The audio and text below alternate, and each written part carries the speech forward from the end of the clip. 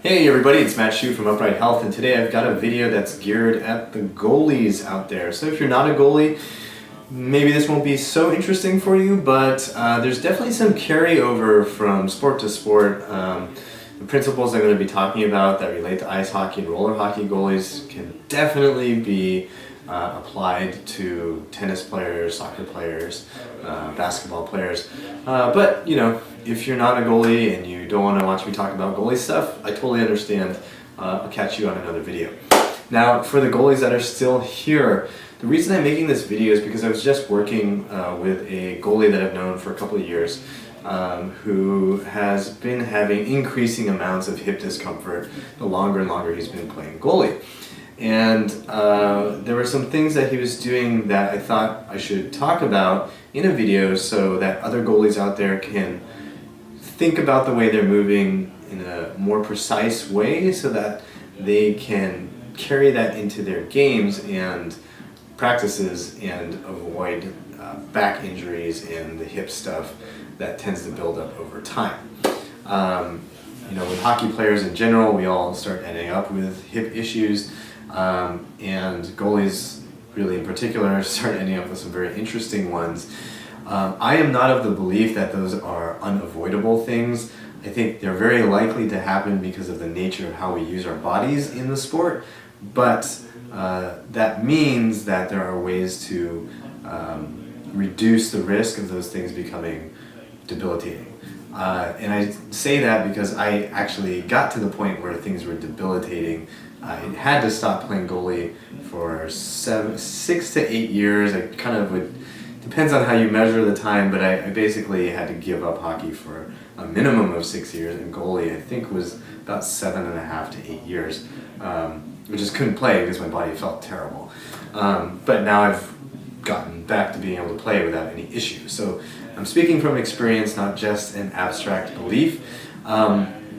And so I wanted to share some of the basic principles that can help you as a goalie continue to play goalie for a longer period without getting things all screwed up. Okay, so one of the first things, talked about this in other videos, but one of the first things you want to be able to do as a human being, and definitely as a goalie, is to be able to operate your hip joints properly. So while I was working with this goalie today, I had him just try to bend over and touch his toes. Now, when you do this, I want you to pay very close attention. When you do this, you want your spine to be able to stay straight. Okay, so it stays in a neutral position as you bend down to touch the floor. What a lot of guys do, whether they're goalies or not, what a lot of guys will do is say, I'm trying to get to the floor and I'm going to get there, whether or not my body really wants to be there. And so what you see is that hunch in the back. You start to see that C curve back here, and you reach,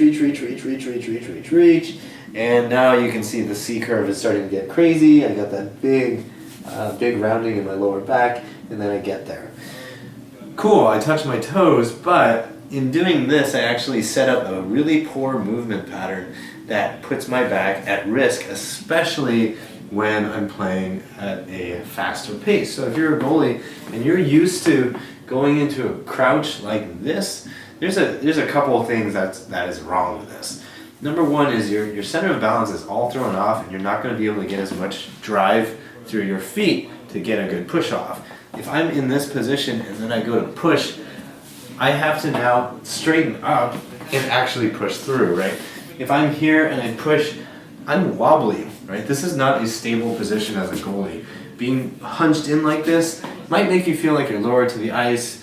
You're maybe tracking the puck a little bit better, but your actual reaction time is going to be noticeably slower, and your energy transfer for those pushes to track and actually shuffle and do some T-pushes to get where you need to go, it's going to be greatly reduced because of this position. So this is something you can play with on the ice, on the rink, on the surface. I haven't played roller in a while. I don't even know what it's called anymore, but look at what your spine is doing so that you're able to keep your spine straight when you're playing. So I said when you go to touch your toes, you keep the spine straight, right? You want to have the hamstring flexibility there so that your spine is not compensating for tightness, okay? So that's one really important thing for goalies. Make sure these guys are flexible enough to let you get the range of motion you need to do everything you need to do without compensation. So you go down into the crouch, you get used to that good chest up position, you have a neutral spine. Experiment with the difference between moving like this, right, if you need to T-push like that, versus starting with this kind of hunch and then trying to push. For most of you, I'm pretty much going to offer a money-back guarantee that having that straighter spine is going to help you out a lot, and you're going to feel a lot more drive coming through that leg if you have your spine locked in, you have everything nice and neutral. The other thing to think about is with the hamstrings is when you are folding over.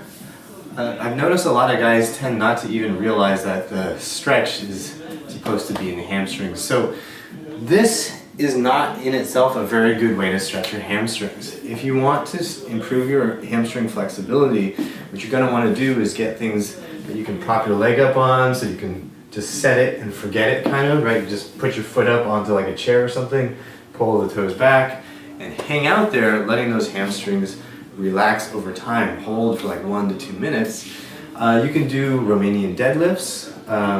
Those can work really well with a little bit of weight, and just making sure your spine stays straight as you let the weight kind of bring you down. The thing you never want to do is let that bend. So you're just working to get that mobility so that when you are going in to play, you're able to achieve the correct position without spinal compensation. So this is just one example of some common things I've seen, not just with the guy I worked with today, but actually I've seen with young goalies that I've coached in the past. So chest up, spine straight, and make sure the hamstrings allow you to move properly so you can get good drive for your T-pushes, even for your shuffles. So goalies, I hope that helps you out. There's a bunch of other topics related to goaltending that I'll probably talk about in the future, but that would make one video very, very long, so I'll make some other videos in the future. So I hope that helps you guys out, and I hope you remember that pain sucks, life shouldn't.